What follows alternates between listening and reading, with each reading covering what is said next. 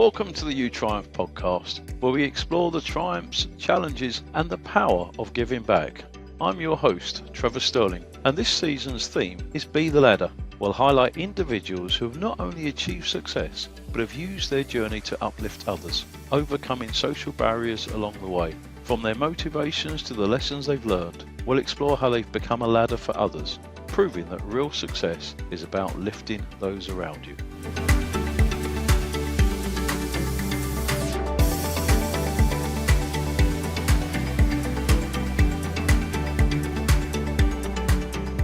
Welcome to another You Triumph Be the Ladder series podcast. My name is Trevor Sterling. I have an absolutely amazing and inspirational guest today. Now, if I was to tell you that this person started life working for British Gas as an engineer, and later on in her life, at the princely age of 25, she turned to rugby. Now, most people who turn to rugby at that age wouldn't go on to achieve the kind of success that she achieved. But what she actually went on to do was not just play for the Harlequins, not just play in the Six Nations and win Grand Slams, no less, on more than one occasion, but also go off to the World Cup. So a tremendous journey up the ladder. And now what she's doing is spending all of her time inspiring the next generation to believe in themselves. My guest is Shaunagh Brown. Welcome, Shaunagh. How are you? Thank you, Trevor. Thank you for having me. It's an absolute pleasure, Shaunagh. Your story is both unusual and inspirational. But before we get into it, let's just remind ourselves how you and I first met, because we've got one thing in common. I'm involved with a certain charity, and that charity is linked with somebody who has inspired you. So you want to tell us a bit about how we first met? Yeah, so we met when I did a piece for England Rugby around Black History Month, and they just said, free range, who would you like to talk about? What one person would you like to shine a spotlight on, essentially on the England Rugby social channels? And I thought, I know exactly who I would like to talk about, please. That will be Mary Seacole, please. And it will be someone who I actually took for granted growing up. So I went to a school, Walnut Walk Primary School in Lambeth, and she was very much a part of our schooling, a part of our education. One of our houses was named after her as part of Seacole House. And so I just thought, well, everybody must know who Mary Seacole is, and everybody must know what a great inspirational role model she's been. And it's only sort of leaving London and going into Kent, going into rugby, that I realised people are not as aware of who she is. So I thought this would be a perfect time to shine a light on Mary Seacole, and then discovering that she had a trust after her. And then, Trevor, that's where you come into it. And when you got in contact and I read your story, I thought to myself, if Mary Seacole were alive now and not a nurse, she would be you. So let's get into that. Before we do, one or two pinch yourself moments. I cannot believe that I've achieved this. What would they be? It'd be the times when I'm in front of a camera. So I've actually just come off of an interview to Sky Sports News, where they asked my opinion on the England men's head coach and the Wales men's head coach. And I thought, I do think, why do you want to know my opinion? Like, what? I'm just a kid from Peckham who really, really enjoys carrying an egg-shaped ball around the pitch and smashing into people. And all of a sudden, not all of a sudden, but now people want to know my opinion, and how often I get paid to share my opinion. That's the pinch yourself moments. And the sporting achievements actually are not my pinch yourself moments, because in my mind I was going to achieve them, because that's what I set up to achieve. It's everything else that comes with it that makes me think, wow, you want to know my opinion. Like, I'm a kid from council housing, no university education, single parent family, mixed race, female. And I think, they want to know my opinion. Like, that is wild. Well, it's incredible you say, I knew that I was going to achieve those things, because obviously you turned to rugby at the age of 25. And you described it as discovering rugby. So it's not something you had any passion to do before. How did you discover rugby? Yeah, no passion at all whatsoever for rugby growing up, as in I didn't even know it existed. It was a session at my A level sixth form, my A level PE class. We just had a taster session, and it was a mixture of boys and girls. There's only about 8 of us in the class, and there was this rugby coach telling me to hit the pads harder, and I think, what? Uh, This guy is telling me to hit harder, and I've always been like bigger than most women, taller than most women, heavier, bigger shoe size. Like I'm size 8, size 9, and I've always felt different. I've always felt like I'm not sure I'm a woman actually. Like growing up, like, am I a girl? I would so often question if I was a girl because of how I am physically, but mentally. And all of a sudden, I've got this guy telling me to hit these pads and these men harder. And that was the moment I thought, blimey, rugby is a place for me. Like I am not only allowed to be myself, I'm actively encouraged to be myself, and then celebrated for it. Because of course, then when I did hit harder, he was over the moon, and of course suggested that, "Oh, I think you should get into rugby." But I mean, at the time, I was really heavily involved with my athletics in terms of at an international level, so rugby wasn't an option. But it was the part where I thought, when I finished in 2014 competing, went to Commonwealth Games 2014, and then thought, what next? I really like doing new things. I like learning. I like being exposed to new experiences. And that's when I remembered how much I loved that sort of half an hour session of what I then described as an 80-minute fight. And I thought, well, this is probably a perfect time to try out rugby. Now I don't have another sport I'm committed to. And yeah, again, in those sort of sessions, and not just allowed to be myself, but actively encouraged and celebrated for being bigger and stronger and more aggressive, and wanting to run through people. I was like, wow, yeah, rugby is a place for me. So, what was going through your mind then? Were you thinking, actually, I really like this? I'm going to become a professional rugby player, or were you just thinking I'm going to join a local club? Yeah, so initially it was very much just join a local club, something to do on a Tuesday evening, because we just trained once a week then. And I thought, it's local. I spent all of my sporting career traveling lots to go back and forth to training and competitions. All of a sudden, I found a sport that's about 15 minutes from my house. I thought, lovely, I'll just do it off an evening. And had a couple of games, really enjoyed it. I then went to watch England women play in a Six Nations game at the Stoop in March 2016. And I remember watching, sat there with my mum, and I said to her, "Do you know what, Mum? I could do that. And in fact, I'm going to." And my mum's very much used to me and my ambition, and how much I achieve, because I mean, hard-headed is probably more accurate than determined. But she just went, okay, make it happen. And so that was it. Like in that moment, on that day, I decided I was going to play rugby for England, and therefore that is what was going to happen. And there was lots obviously to do in that time, and sacrifices to be made, and conversations to be had, and decisions to make. But it was always going to be about, how do I play for England? And how did you get your opportunity at the Harlequins? Because that came very quickly after you started playing. Yeah, so I discovered that you had to play in a Premiership to be able to play for England. So of course that's my first port of call. Where's my closest Premiership club?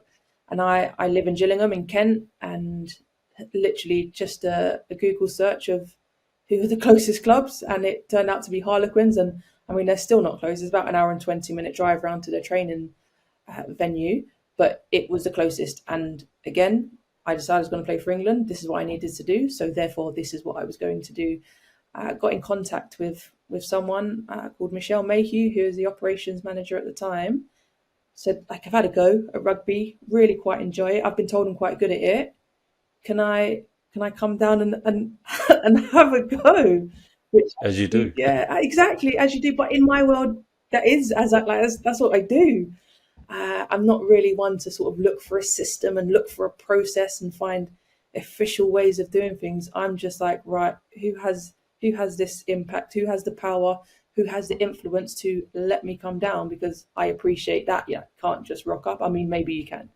And finding that person, and that person, and Michelle Mayhew said, yep, come down, we'll have a look. And it was Karen Finley and Gary Street were the head coaches at the time. And remember turning up, having a go, lovely couple of sessions, and I kept turning up, to the point where Karen Finley said to me, has anybody sort of been in contact with you about coming back? Because you sort of keep coming back. I said, oh, no, like nobody's told me to come back. But more importantly, nobody's told me not to come back. And she loved that. And now the person that I know Karen is, it's exactly the thing you can say to her, and that she just love you for that. And the brashness, I guess, and the boldness of, well, nobody's told me not to, so I'm enjoying myself. I'm going to keep coming back. And yeah, that was how I sort of started training with Harlequins, and there was a lot of training involved because I didn't know what rugby was really about, apart from catch the ball, run forwards, pass backwards. That was the extent of my knowledge for a long time, to be fair. Within 2 years, Yeah. you're playing for England. Yeah, so I played my first game of rugby 15s in December 2015, which was after 3 months stint in Scotland doing my commercial diving course. Just dropped that one in there. Came back. Don't worry, I'm coming back to that one. December 2015, played my first ever game of 15s. And by November 2017, less than 2 years later, I was running out at what was then the Allianz Stadium, now the StoneX Stadium, for England versus Canada for my first England cap for rugby. Well, so we're going to come back in a bit more detail to your rugby, but two Six Nations? I think it's more like 4, to be honest. You lose count after a while. But two Grand Slams for sure, though. Maybe even 4 Grand Slams. Okay. So for anybody listening, a Grand Slam is... You win every game. So win the whole tournament, you win on points, and you could potentially lose in that but still get the points. But to win it in Grand Slam fashion means you've won every game. Okay, so we just kind of, we're dabbling a bit. We are playing for a local club. We think, actually, I want to play for England. So you turn up and go training with the Harlequins. You decide you're going to keep going, even though they haven't invited you back. 2 years later, playing for England, and then maybe 4 Grand Slam, Six Nations. So you achieved what you said. I'm going to be a rugby player. I'm going to play for England. We're going to come back to the World Cup and retirement. But let's just go to the bottom of that ladder. Just tell us a bit about life, how it started, because you mentioned being brought up council estate, Peckham, single parentage. I think you share my heritage, don't you? Is your mother Jamaican? My dad's Jamaican, mum. Your dad's Jamaican. Yeah. So what was childhood like growing up in Peckham? Childhood, I remember just being full of joy, full of happiness, love, family around, and activity. If there was anything going, any sort of holiday programs, holiday activity on a weekend, after school clubs, evenings, swimming lessons. I remember I learnt to swim for free because mum found this program where at Crystal Palace National Sports Centre they were training their swimming teachers, so they needed subjects to teach. So we used to go there every Thursday, and it was all mum. And she. What did mum do for a living? She was in a youth offending team. So she worked for Lambeth Council youth offending team, and she was an administrator in that. So yeah, I remember even then visiting her there at work sometimes after school. But because she was so involved with the youth offending team and the amount of outreach programs going on to get young people sort of on a better path in life, I also got to go on those programs as well sometimes. If I was eligible, then I would be on them. So I actually did spend quite a lot of my childhood with younger people who are on the wrong side of the law, shall we say. But I mean, that's part of my journey and mindset in that, because somebody has done something wrong at a stage in their life. It's not a chance. It's not a time to write them off completely. And we do all make mistakes, granted, very varying levels of mistake. But yeah, I grew up with a lot of people who were in the justice system because of the job that my mum did. And you've spoken before about difficulties during your childhood being different, I think is how you described it. And you touched upon things like you've talked about body shape, you've talked about, just being different from a racial background, etc., etc. Can you tell us a bit more about your childhood now, how that impacted upon you? Yeah, so as you said, growing up, I always felt different. I always saw myself as different. But I think it actually got worse once I left London. So I went to school. My primary school was in Kennington, and then my secondary school, Addie and Stanhope, was in New Cross. And then once I finished school, we moved out to Gillingham, in Kent. And so I almost took for granted being in a school with so much variety, so much colour, where as much as I always felt a bit strange being a girl, that was probably the overarching feeling. I never felt strange with how I spoke or the accent I had, the words I'd use, cultural references, the food I ate, my hairstyle, my hair type. That exacerbated once I came to Gillingham. And bearing in mind, I'm a bit older in Gillingham at 16. But it was, yeah, just generally growing up, it was always being teased for being the girl who was so active and actually quite intelligent as well. And I'd get called he, a she-hulk, a she-man. People would tell me that you're gay, like you enjoy playing football, you've always got trainers on, you're gay, you're a boy, you want to be a boy. And I would go home to my mum confused. And I'd ask her, like, because mum's brought me up in a way where it's tunnel vision. Shaunagh, you want to go and have fun? Go out and have fun. Like, don't let other people stop you. So I've gone home genuinely curious. I'm like, Mum, why does everybody say I want to be a boy? Like, I don't think I want to be. I'm quite happy with who I am and sort of always playing football and not really noticing that I was always the only girl. And she would just say to me, "Oh, it's because they're jealous." And that was it. She would just, "Oh, they're jealous. They're jealous because you're better than them at sport. They're jealous because you're better than them at football. They're jealous because your hair is nicer than them. They're jealous because you win medals at sports day." Like whatever it was, mum would come back with the simple message, they're just jealous. So I grew up with that message of, like, I'm not the problem here. At no point do I remember feeling like, oh, I need to change. There was obviously sort of pinch points in the road when I did think, oh, maybe I should wear like dresses and skirts. But like even that takes me back to my first memory of when I refused to wear a skirt. I was in the playground at Walnut Tree Walk, hanging upside down on the monkey bars in a skirt. And because I hang upside down, my knickers came on show. And then people are pointing and laughing. I thought, well, I didn't like that. Like, I'm not used to that. So I came off the monkey bars, went home that day and said, Mum, I'm never wearing a skirt or dress ever again because it means I can't hang upside down on the monkey bars. And Mum, being Mum, she just said, okay, no problem. Like it was never a battle. I never had to fight to wear trainers. I never had to fight to wear tracksuit and trousers. I was always allowed to be the person I needed to be. And that's not to say my mum knew she was going to bring up a trailblazer or someone who is really pro-woman and pro-female empowerment and the person that I am today. Actually, I just see it as she wanted an easy life. And me being in a dress or shoes, I'm going to cry, I'm going to make loads of noise, I'm going to shout and scream, I'm going to kick off. There's some quite powerful messaging there, isn't there? Which is, don't try and fit in, just be you. Yeah. But also turn everything into a positive.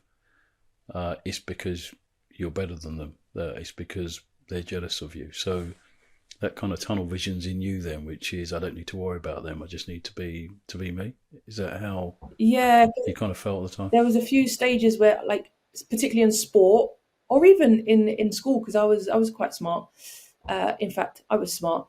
So I would win things. I would win competitions, whether it be physical competitions, whether it be I'd get the highest mark in the exams. And I enjoyed that winning feeling. And it was that part I thought, well, it doesn't matter what they say because I won. And I really like winning and I'm being celebrated for winning. And yes, I might have been teased actually for winning. But then don't forget, I've got mum in the back of my mind going, they're jealous because you're smarter than them. So therefore, take and enjoy the win. So much subliminal messaging that I know mum didn't do it on purpose, but she just but it was an easy life. And so, because you mentioned about being smart, but earlier on you said you didn't go to university. So how did you get on with your GCSEs and so forth? Yeah, so I got all my GCSEs. I think I got loads of them. I did extra subjects because that's what my teachers encouraged me to do. I got about 14 GCSEs in the end. Well, Yeah. so you remember how many GCSEs, but you don't remember how many Grand Slams. Yeah, exactly. Yeah, that sort of sums up my life. What's a We're both over 4 in the number. Yeah, most people in my life don't really know what a Grand Slam is. Most people in my life just about know what rugby is, like even now, which I love. Me too. Yeah, exactly. But everyone knows what GCSE is. So 14 GCSEs, but you didn't go on and do A levels, or did you? I attempted A levels. This is where we talk about failures because I failed a lot in life. I attempted A levels, and it just wasn't for me academically. In that, I really, really enjoyed practical learning, and in my mind, I always wanted to do an apprenticeship.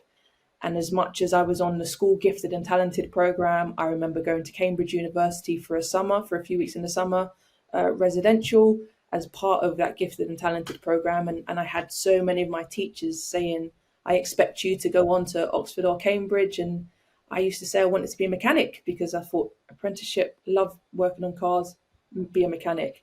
But then my teachers would say, Shaunagh, think of being a mechanical engineer. Like instead of fixing, you could create and start. But then I thought that sounds like a lot of computer and paperwork. I want to be hands-on. I want to be fixing. I want to get the satisfaction of things that are broken, and now because of me they're fixed. So yeah, I had loads of encouragement as a youngster from school, from my school teachers, from the programs available, and of mum, of course. Do you have siblings? Yeah, so I have one brother, one sister, and they're both a lot older than me. And so didn't necessarily grow up in the same school system. My sister is 16 years older than me, and my brother is 10 years older than me. And so we was all on our own paths, and we didn't really, we didn't really hang out much. They didn't really hang out with me. I would try and follow them, but they wouldn't always let me. I wasn't cool enough to hang out with them. So yeah, we was all on our own paths. But actually, as it turns out, none of us had been to university. I'm curious, right? So you know, the stereotype here of single parent, Peckham, council estate, person of colour, all of those things would not lead to somebody saying, really, well, actually, I was just really incredibly smart because smashed through 14 GCSEs. What do you think? What was it that kind of made you, just express yourself and be able to achieve so much? I think it was that winning mentality. Like I liked winning. I liked being the best. I liked to be the person that other people showed off about. And I remember getting my GCSE results and speaking to mum on the phone. I said, I've got 14 GCSEs, mum. And 7 of them were A's. And her first comment was, oh, blimey, I've never had a smart child before. I don't know what to say. I was just like, yes, that's a win over Kyle and Stacey, my brother and sister. And so does that mean, really focusing in the classroom, being really disciplined, putting the hours and the effort into, because you wanted that outcome, you wanted to win? Is that what it took? Yeah, part of it, but I think some of it was almost luck and a really good memory at the time. So I remember actually, and this is probably not the best message for young people, this is where my I guess determination is one word. I often would say hard-headed, came into it. And I remember not revising for GCSEs. And my message to myself was, well, if I don't know it already, then the teacher wasn't good enough and didn't teach me enough. And I don't know where I got that from. That's not mum. That's not my brother or my sister. But I told myself that. And it kind of worked out in the end, but it could have been better. I could have got 14 A's rather than only 7. But yeah, I just remember that thought. Do you think then you're taking it in during those lessons? Yeah. So in effect, by the time it came to revision, you'd already done those hard yards. Yeah, exactly. And it's the true power of buy-in. So even now in life, I'm either all in or I'm not in. Like I genuinely find it very difficult to be half-hearted about something. So as much as I joke I didn't revise because if I didn't know it, then it's too late. Like during those lessons, I would have sat there, taken the notes, fully understood, asked the awkward questions, the ridiculous questions to make sure I fully comprehended what was going on on that screen, what was going on the computer, what each word meant in my workbook, to fully get what it is I'm trying to learn here. And it's always in life for me, it's always a big question. I'll always ask why. Some people kind of think when they're from more difficult backgrounds that education's being done to them rather than for them. But you always felt, actually, no, this is being done for me. I have to win. I have to beat this. Yeah. Get the results. Move on. I had a lot of inspirational teachers. I had teachers who completely believed in me, and it helped in that I was a well-behaved student, and so they wanted, they had the patience for me, as it were. But there was so many in my secondary school, particularly at Addy and Stanhope, that wanted nothing but the best for me, and so would push me in a way where, in the moment, I'm like, oh, why are you asking me? Like, ask somebody else. But now I look back, and it's that thing where, like, the people that you hold dearest are the ones that you test the most and the ones that you expect the highest standards from. So yeah, looking back, I am so appreciative of the individual people that I had in my life who was constantly pushing me, not only academically but physically as well. And my PE teacher, Mr. Corley and Ms. Temple, they were, again, a huge part of why I went on to achieve what I have done so far. You've always got to give a shout out to teachers. I think they have a massive role to play, don't they? So let's go to the middle of the ladder. British gas engineer, commercial diver, fire and rescue. I mean, these are not conventional things. So how did that come about? First of all, British gas engineer for a few years. Yeah, so earlier I mentioned that always known wanted an apprenticeship, and British Gas was an apprenticeship in installation, so boiler and central heating and installation. And actually applying for it, I didn't really know what I was applying for. And again, this is a theme in my life. I just apply for things and I think that'd be good. That sounds like a good laugh. Not really sure what it is, but seems like it'll be a bit of fun. And so I applied for an apprenticeship because I knew British Gas was a well recognised firm, a household name. They do an apprenticeship. I wanted an apprenticeship, so like, let's put all the things together. Applied and got it. And then, like, all of my jobs are sort of applied online situation, and I just listen. I listen to so many people speak, and I listen to conversations, and I hear what other people are up to. I ask so many questions, and I just try and understand different people's lives and different people's worlds, and what they do, how they do it, and always with the mindset of, do I think I'd be any good at that? And so I just heard so even with the diving, like, I was at Sports Awards, Medway Sports Awards, and I was sitting on table with a couple of guys who, one of them had been nominated. I said, what do you do for a living? He said, I'm a commercial diver. And I just, obviously everyone's first question is, well, what's a commercial diver? Had that conversation. And I said to Mum, next year's again, I want to be a commercial diver. And she went, fine, make it happen. And then into firefighting, it was one of the divers actually said, oh, Kent Fire and Rescue are recruiting for the first time in 10 years. I thought, sounds great. I always wanted to be a firefighter growing up. I actually applied to London when I was about 17, like as soon as I could. And surprise, surprise, they came back with the feedback as I needed a bit more life experience, which is fair enough at like 17 in a couple of days. In the background, athletics. So you ended up going to the Commonwealth Games, throwing the hammer, right? So you were a hammer thrower, but you also did discus as well. I mean, yeah. So just tell us a bit about that, because you just popped off to the Commonwealth Games representing England. Yeah, as hammer throwing discus. As you do, as I do. So it was shot put and discus was my sports growing up from the age of 12. I was Blackie from Bromley Harriers Athletics Club, and still a member now. That's always cute. But shot put and discus was my sport. I tried to do football, but it was an era where there wasn't that many girls teams.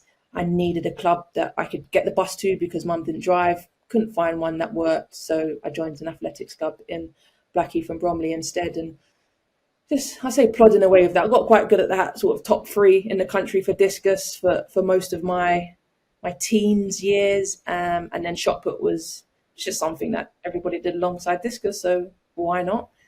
And then got to a stage when I thought, do you know what? I fancy doing a bit of hammer, because why not? Why not? Why not? Picked up the hammer, gave it a chuck, And everyone's like, well, that's really quite good. And I just think it's good fun. That's all I care about is good fun. Done a few competitions, won. I think again, winning is fun. This is good.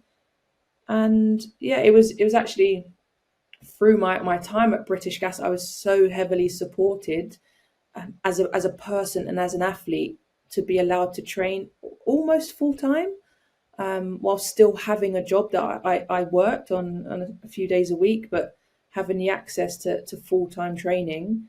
And for me, like I put part of my success in getting to the Commonwealth Games was because of the support I got from my employer of British Gas at the time. And yeah, something that I'm always very thankful for, because they just believed in me as a person. They didn't go into loads of detail. I didn't have to do any sort of plan or why this would make financial sense to sort of let me work less days a week or anything like that. I asked, and it went through a lot of stages, of course, but ultimately it was a yes, we want to support you as a person. Let's go for it. So you then go from athletics, hammer throwing. You're at the Kent Fire and Rescue. You managed to get permission, I think, to then get into rugby and be given time out. And then we've already talked about the fact that having then, tried to, or played rugby locally, you then found yourself within 2 years playing for England, having also played for Harlequins. And then you've got some 4 Grand Slams under your belt, if not more. And then on to the World Cup. So tell us a bit about the World Cup. How did you feel about that? Yeah, the World Cup was one of my whys. So I talk a lot about your why in life. Why are you here? Why did you exist? What wakes you up in the morning? And from 2016, I had 2 whys. One of which was to play rugby for England. So tick that off in 2017.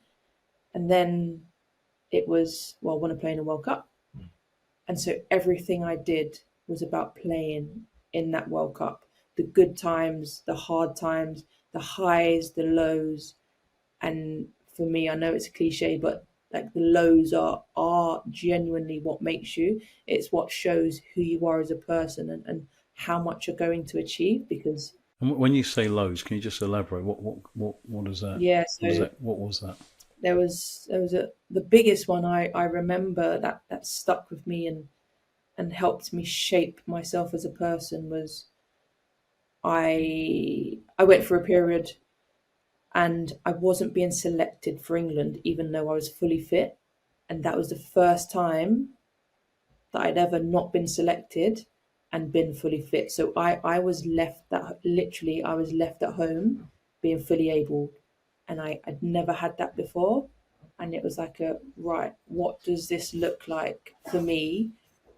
What does my future look like now that I've not been selected? Do I think, oh, do you know what? I played for England. I've got one of the goals ticked off. 1 out of 2 is not bad. I'm not having someone come along and tell me I'm not good enough. I'm tapping out. Or does it look like, well, he essentially said I need to be a better scrummager. I need to be a better prop, the position I played in rugby. And I thought, no, like I'm out here to play in a World Cup. I am going to do whatever it takes, whatever sacrifices I need to make, whatever extra sessions I need to put in to be able to play in a World Cup. And so, again, like it's part of the plan. I had to do it for myself, not for anybody else. I had to do it for myself. And actually, in that moment, I've realised how sad I was that I wasn't picked and sent home.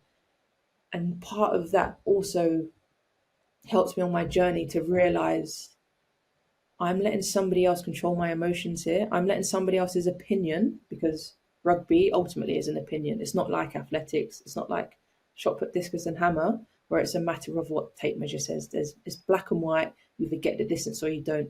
Rugby is one of those sports where it's a matter of opinion. And for me, it was not letting somebody's opinion affect how I thought about myself as a person. Bearing in mind, I spent all those years growing up thinking a lot of myself, let's be honest. Like, I'm not going to let someone come along and tell me I'm not good enough. Like, I'm going to make myself good enough. But equally, I then noticed in that moment, someone else was controlling my sadness. But it also made me realize previously I'd let someone control my happiness.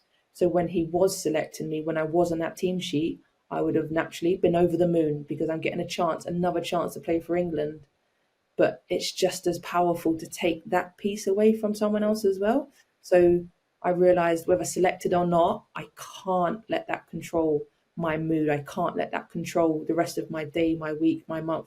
I can't let that dictate my value to myself. It's a fascinating mindset, that because I mean, you've spoken about the lack of diversity in rugby, and so you would have felt different. You would have been looking at filling in an environment in which you perhaps ought not to have felt so familiar, but none of that ever really got in the way. I mean, can you just tell us a bit about your views in respect of, diversity in rugby? I know that you think, and I think you must be right, you know more about rugby than I do, less of a problem in women's rugby than it is in men's rugby, but just sort of generally, the elitism and everything that goes along with rugby. What's your take on that? Yeah, so similar coming out of school in South London to living in Gillingham and realizing, wow, like there's a lot of cool things happening in London that they don't get exposure to here, is how I would describe the difference between athletics and rugby. So I'd come from a sport where there was all sorts of people, everyone from on me who grew up in a council house with no, shall we say, no, let's not say, from me who grew up in a council house. And I'm tempted to know what you were going to say. no, it's just to say I didn't have a degree, but this is just not relevant because that's the wrong time frame. But yeah, me who grew up in a council house in a single parent household, and a guy called Lawrence Clark who had been educated at Eton College, like as in the Eton College. And we were on the same team. We was very much equals in that sporting world in that moment.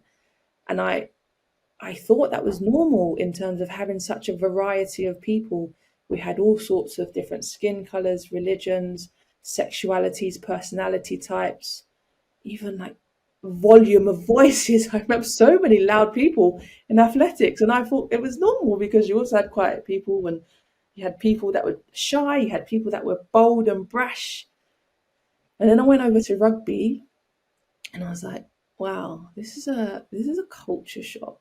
This is very white. This is very not urban, shall we say? Like nobody had a South London accent or any sort of city accent, as it were. Quite a few were well spoken and listened to a certain type of music and watched a certain type of film, and the whole thing about like hashtag stay humble, stay in your lane. There was a small part as well where I felt as if like you can't speak up in a team huddle or a team meeting until you've earned your stripes, and that notion of earning your stripes. And I was like, oh, oh wow, like things are different here. I am not, I didn't feel a sense of belonging it in me as a character.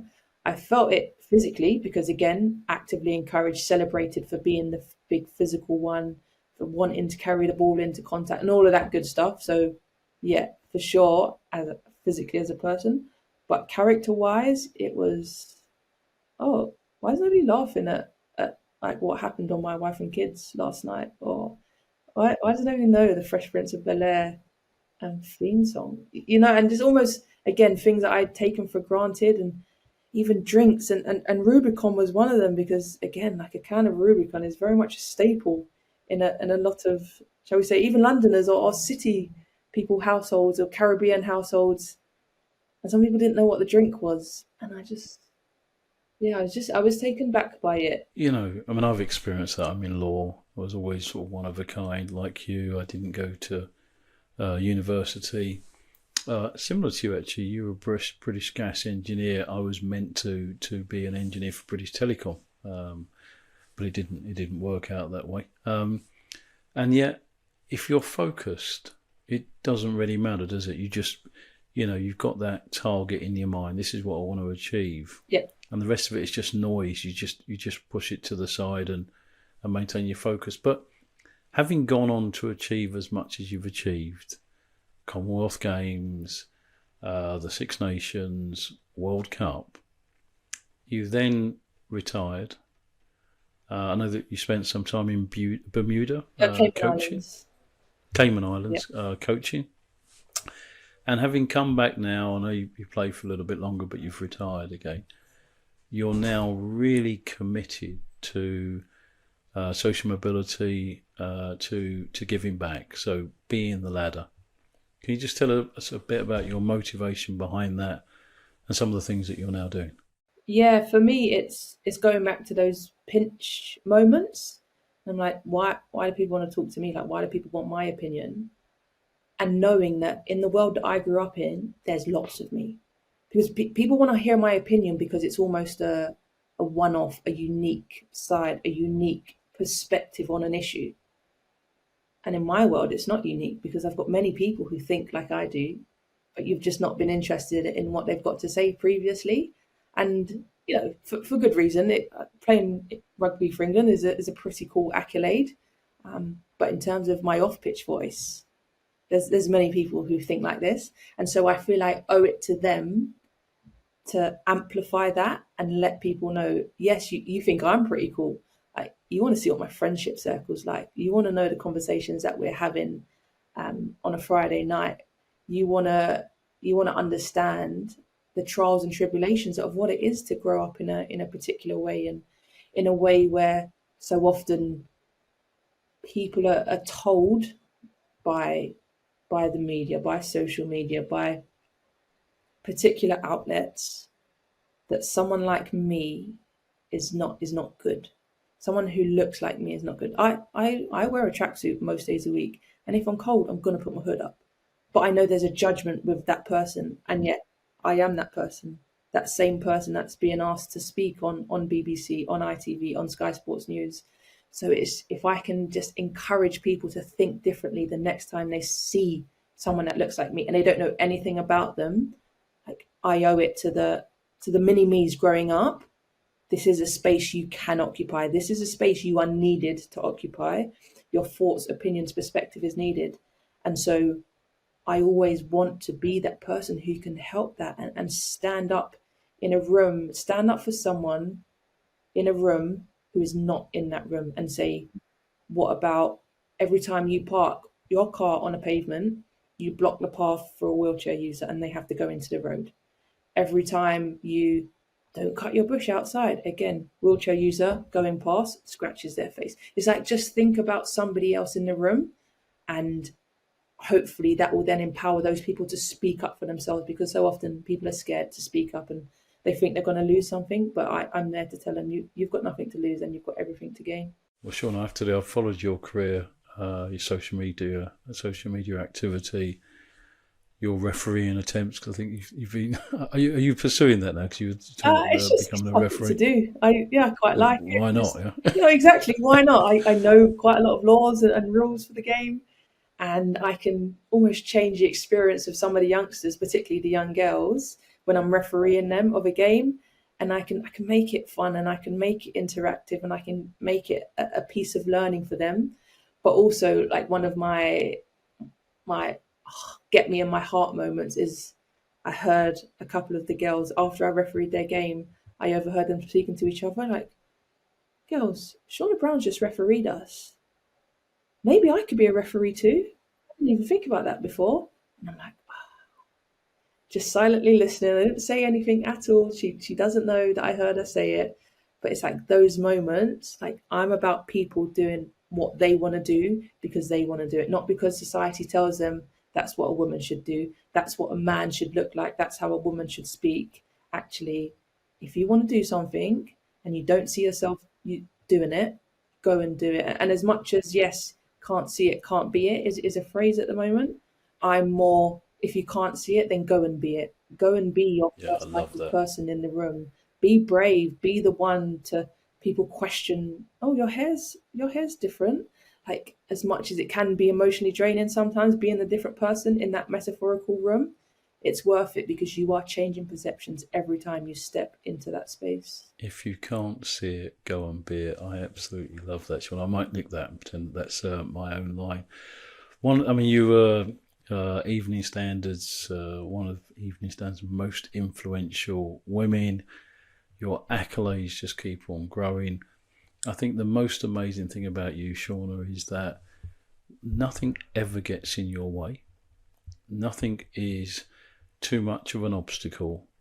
Your mindset just goes to show that ordinary people can achieve the extraordinary if given the opportunity and if they have the appropriate mindset. You are an absolute inspiration. If I may say so, I started by talking about Mary Seacole. One, Mary Seacole will be incredibly proud of you. But two, like Mary, no obstacle. She just didn't think about it. Just get it done. Yeah, and even like Mary, as much as you said, if the opportunity is presented, take it. Actually, if the opportunity is not presented, like with Mary, she asked permission, they said no, and she did it anyway. So even if the opportunity is not presented and it's what you want, go and get it. Listen, one day I'm sure that there will be unveiling a statue of you somewhere, Shaunagh. Stop it, Shaunagh. And if that happens, then I've got to be there, because you are quite remarkable. And by the way, congratulations! I know that you got married last year. Yeah, something like that. It just flies by. You'll be most annoyed that I don't remember the date. It was last summer, yeah. Well, congratulations to you, and I wish you all the best with your career. You're going to keep on smashing it, and you're going to keep on inspiring. So thank you for being the ladder. Shaunagh Brown. Thank you for having me, Trevor. I enjoyed being the ladder, and forever may it be the same. Thank you for joining us for the You Triumph podcast. I've been your host, Trevor Sterling, and this has been a journey of triumphs, challenges, and the power of giving back. If you've enjoyed this episode, please subscribe, like, and leave a review. Your support helps others discover the show and the valuable lessons shared. For more information about You Triumph and how we can assist with motivational speaking, consultancy, or event needs, visit youtriumph.co.uk. Join us next time as we continue to explore the stories and strategies behind success and becoming a ladder for others. Remember, triumph isn't just about climbing the ladder, it's about becoming the ladder and lifting others along the way. I want to express sincere gratitude to our sponsors for their invaluable support. PLG Consultants, Harrison Associates, Moore Barlow Lawyers, the Stephen James Partnership and Radio Jackie have been instrumental in making the You Triumph podcast a reality. To our listeners, I encourage you to check out the great work of these sponsors. It's because of their partnership that we can continue bringing these important stories and insights to you. Thank you once again for standing with us and supporting the You Triumph podcast.